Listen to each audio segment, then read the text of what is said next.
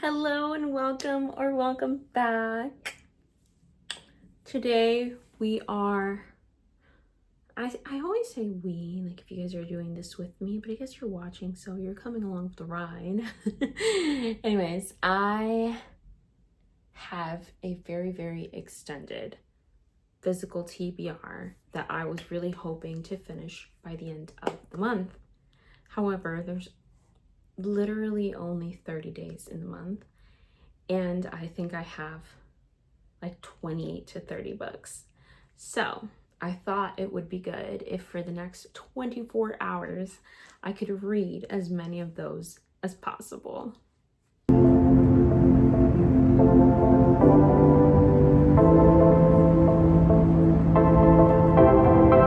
So the tea is, I have done this challenge before and not with like a lot of success, but the most successful one that I had, I read 3 books throughout it. So I'm gonna aim for 3 and, you know, bonus points if I could try to get 4. So we'll see. I have Abby Jimenez's Just for the Summer. This is cheating a little bit because I started to read this on my train ride home and I made it pretty far. Like, it feels like maybe I'm like halfway through the book. I'm on page like 190. This is essentially about like this guy, Justin. Every time he dates a girl, after they break up, the next person that she dates ends up being her true love.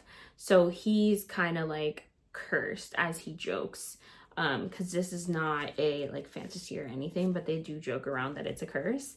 And then Emma has the same problem where when she dates a guy, the next girl he meets is the one. So the two of them kind of take it upon themselves after chatting on the interwebs to say maybe we can cancel out the curse by dating each other, and then the next person we each meet will be the one. So far, I think that this is turning out to be my favorite Abby Jimenez books. I read Part of Your World and then I read Yours Truly, and they were both amazing. I gave them both 4 stars. However, this one, I just feel like I don't know how to explain it. Like I think it's the fact that the characters in this book are like interrelated into the other one. I love reading like interconnected standalones because it just gives the characters another dimension of reality, because you've read a different character's life and now you're on to the next one. So in this one, so Part of Your World is about one girl, and then her best friend is the second book. And in the second book, the best friend's little brother meets this girl, Jane.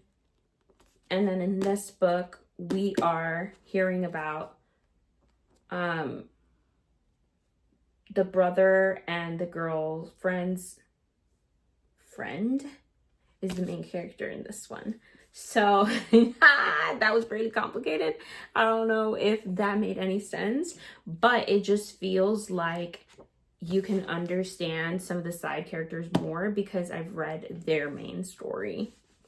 And that's the tea. So anyways, I think that it's about to hit 635. And just to like hit it on an even round 5-digit number, that is when we will start reading. I'm starting on page 190. I don't want to tell you guys my TBR because I feel like I always say that, and then once I'm like ready to pick the next book, I'm not in the mood to read and I pick something else. So I'll just tell you each synopsis as we get there. All right, officially hit 640. I missed 635 because I was talking too much, but let's get into it. All right, we officially hit the 1 hour mark. Insane, that flew. First check-in, I am up to page 248, so like just under 60 pages in an hour. That's kind of impressive, I'm not gonna lie. I think I've started to realize that part of the reason why I really like this book is because I think a lot of times with books, they kind of overdo like the trauma and like backstories. And yes, it is realistic that everyone has something because everyone has their problems, but it's just like this sad, like the sob stories sometimes are like a lot. And both of these characters do have like a lot going on, but like their reactions, their like fears, their coping strategies and stuff like that really match with like their history. Like it makes sense that these are reactions that they would have. I also find that Justin in this book is like the funniest of Abby Jimenez's male main characters thus far. Like he is definitely someone that I would be into, not gonna lie. Like I like this sense of humor. He's a lot more quirky, like the banter I'm feeling a lot more. So I guess the only thing that I just like kind of hate a little bit is her, I guess you could call it like resistance, is causing him to do some like plot like to keep her around, and I hated that. I didn't like that he's doing that. I felt like he should just like let the relationship progress, but it does turn into a bit of a slow, like, I don't want to say slow burn, but it helps to like kind of slow down the pace of the relationship a little bit. And I guess that makes a little bit more sense for them because then we get like the pining and not in like the cringe way. They almost tried it, you know, with like the spicy thoughts. I'm gonna be quiet now. I think that I'm getting through this very quickly, and I'm very happy about that. And this will definitely be book one in the books. It is 11:40 p.m. So we are at exactly 5 hours, which is a quinky dink because I actually was coming on here to tell you that I finished Just for the Summer by Abby Jimenez. I am obsessed. I literally have no notes. It was amazing. I ended up giving it 4.5 stars just because I don't think I had that like squealing, screaming, crying like reaction, like that 5-star feel, but it was really, really good, and there's not really much I can pinpoint that I didn't like about this book. I think it was a very interesting take on that little fun thing that happens in the third act of a book. And also, I think that the way that like the characters are like interconnected in the end, well, like when I first realized what was going on, it like kind of blew my mind. She kind of makes the connection for you later on, which is all right. I guess it was fun to figure it out myself.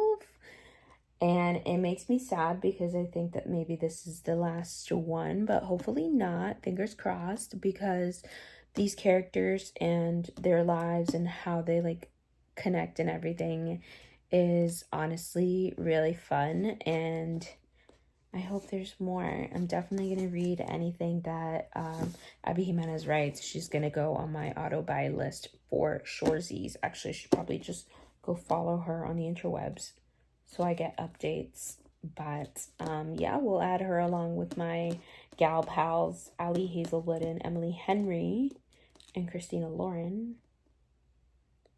So we'll move on. I think next, this was on the TBR and I'm going to actually stick to it. I'm going to read Dearest by Jackie Walters. I have no idea what this is about, except that it's a thriller and it has to do with motherhood. I don't know if like, I don't remember actually, but I do have I think I might have a clip of me reading the description when I chose this as my book of the month. So if I do, I'll put that in here. We're in the horror vibes. Oh God.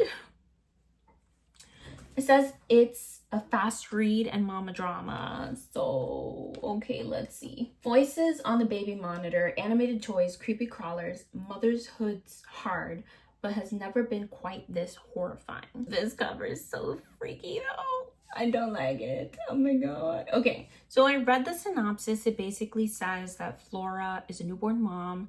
Her daughter came prematurely, so she thought her husband was going to be back from like being deployed, but he's not. And she's kind of just navigating motherhood by herself when all of a sudden like the lines of like reality start to blur. She's thinking maybe like she's not sure what's actually happening, what's not. And then her mother, who she does not talk to anymore, they're estranged, comes back into the picture, and she is wondering why, and continues to navigate reality slash not reality. So honestly, this kind of reminds me of the Ashley Audrain book, The Push. It has a 3.7 though on Goodreads. I normally don't look at the ratings. I don't know why today I am, but the book has good ratings and it's been everywhere, and I'm kind of interested. I also really like this cover. Good morning. I don't know how good of a morning it is though, because it's like 11:40, so we are now very close to it's definitely been more than half the 24 hours. It's been like 17 hours, something like that. Anyways, I fell asleep around midnight last night.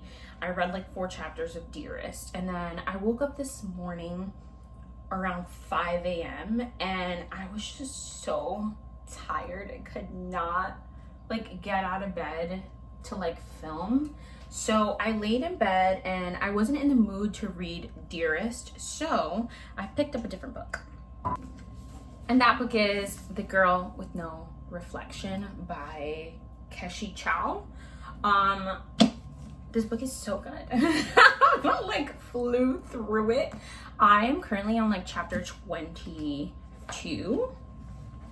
page 190. So yeah, that's insane that I got that far already. I know this is a chunky monkey and probably doesn't lend to like me reading 4 books in this like challenge, but as you can see, the font is like pretty big and the chapters are short, so I figured that I could probably get it done fairly quickly, because books with short chapters are way quicker to read than books with long chapters, even if they're less pages. So this book is about a girl. Can I say her name? I don't know, but we'll call her Princess Ying Yue. Princess Ying, basically, she starts off as like a noble, and then she is slated to marry the prince who is going to be emperor. And so she basically moves into the palace and she starts seeing like things like in the corner of her eye, like moving, things like don't really seem right. And then she one day discovers that she has the ability to go through like not even just mirrors, but like reflections and stuff like that into like another world, the mirror world. And in there she kind of falls for the mirror prince, who is like the reflection of the prince that she married. And then she basically discovers that there's like this animosity between the mirror world and the real world, and she gets involved in like a lot of history between the 2 worlds. And it's just not a good relationship that they have, if you're picking up what I'm putting down. So that's where we're at. I think that the one thing that I'm kind of like enjoying the most is the fact of who the like bad guy is. I feel like their relationship to Princess Yu is like, it makes it interesting because it's kind of sinister, you know. And then the relationships that she has with the mirror people versus the like real people.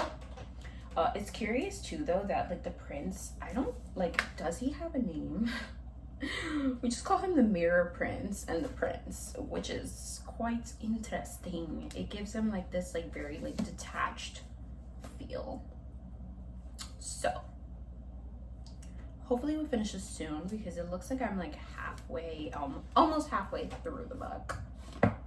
And I'm just gonna read that right now while I eat my brekkie and drink from my cute little Christmas mug. My aunt's gonna be so upset because she does not like Christmas before Thanksgiving because of her birthday, but it is what it is, baby. All right, I realized that I may have like screwed myself over a little bit by picking such a long book. It is already 4 o'clock and I have like 2 hours and 40 minutes left in the challenge. And I just finished my second book, which is The Girl with No Reflection, but that's okay. You know, I will say that like for like 60% of this book, I thought it was going to be like a 4-star read. I was really enjoying it, but then we get kind of like this back and forth type plot twist situation because I guess the author wanted to surprise us, and I think it kind of like backfired because I didn't enjoy it that much. I felt like it was just like a little too much. But I've started to notice that with most books that are more than like 350 pages, like books that are 400 plus pages, I tend to like at a point just be done with the book. Like it's just too much in this world. So I don't know if that's just like a me thing, but that's how I felt with this one for sure. I do love that there was like a lot of like girl power type stuff in here. Like the main character was definitely a like strong female main character. Love those vibes. And I honestly was gonna not read this book and just sell it because I read the synopsis and I just really had no interest in reading it at all. But now that I did, I am happy that I did because I did enjoy the story a lot. Just not to give it 4 stars though. So I'm gonna rate it 3 stars. And now that I'm done, I'm going to move on and try to finish Dearest. I have 2 hours and 40 minutes, which this is less than 300 pages. So I really think that I can accomplish that. We'll see. Fingers crossed. But let's get into it. I know that like I was chapter 4 and it was really fast to read. The chapters are short as well. The font is big. I just like wasn't super into it yet, but it's also like just 20 pages in. So we'll hope that it gets better, but it's just like the writing style, I don't know, wasn't giving. All right, we are down to the last hour and 40 minutes. I am 80 pages into this book and I am bored. I'm not gonna lie, but like I feel like it's such a short book. I think I have like 190 pages left. I can do it. I'll get through it. But do I want to? I don't know. Okay, so like I got to part 2 of the book and it's when like things started to actually happen. I don't think I like fully said what this book was about, but essentially Flora is a new mom and she is kind of like estranged from her own mother.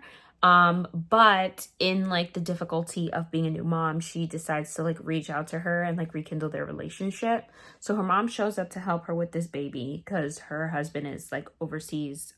He's drafted, I think, in like the army or I don't know where he is, but Flora then starts to kind of like see things, hear things, and she's not sure if she's like losing it. Is someone in the house? What's going on? Dun dun dun. And yeah, I mean, I feel like we spent like at least 10 chapters where like nothing like had happened at all. It was just her like being a mom and living life, and it was like pretty boring. Now things are starting to happen, but I don't know if I'm actually like interested. This book is very much giving Delicate Condition, which I also read this year, I'm pretty sure. And I kind of hated that book. I don't know, like the motherhood books are just like not giving for me. I don't know. We'll see. This book got me because the cover was really interesting. Spooky, right? We'll see. Good morning. I did not finish the book last night, if you're wondering. I became violently ill and I still feel kind of sick, but I'm gonna take a shower and not look like this, and then hopefully try to finish the book. I got as far as page 178, and I guess I wouldn't say it got like more interesting. It's like I'm not sure if I'm really enjoying myself, but I do want to know what's going on, so that's enough to like make me finish the book, and we'll see. I'm gonna go not look like this and talk to you guys in a bit. All right, boom. Is it possible to look this good and be sick? Absolutely. That's exactly what I'm doing. But you know what? You can't feel like poop and also look like poop. You gotta pick a struggle, girl. Anyways, we are now basically at 48 hours almost. 46 hours. We're at 46 hours since I started this reading challenge, and the shortest book in this challenge has taken me just as much as both of the other two books. So we're not doing so well. But this is a telltale sign that I'm not enjoying Dearest, although I will say it has gotten progressively better. Should I DNF it, y'all? I'm slowly making progress. I feel like I should just figure out what the heck is going on in this book, but I kind of don't want to. Okay, so I took another sick nap and then continued to read the book. I'm walking on my way to go get pizza right now, and I didn't realize how spooked I was by this book until I walked outside and almost screamed at some man who came out of his car. So it's definitely getting better. Definitely spooky. I wasn't expecting this turn of events, but we'll see what happens. All right, y'all. I did it. I finished Dearest. Finally. I think that the ending got like much better. I still had like this weird feeling as I was reading the book that like it was like familiar, like I had read it before, but I also had that feeling when I was reading The Push. All these mother like books, I don't know, they just all kind of blend together and feel the same to me. Anyways, I ended up giving it 3 stars. It was kind of weird and like a little disturbing like towards the end, and I don't know why that kind of helped its case, because there's something wrong with me. Anyways, that's it, y'all. Thank you for watching. If you enjoyed, hit that like button. If you want to join the family, hit that subscribe button. If you made it this far, leave me a bug or beetle emoji. I won't ruin the book, but that is a big part of Dearest, so leave a bug in the comments. I will see you all when I see you next. Bye.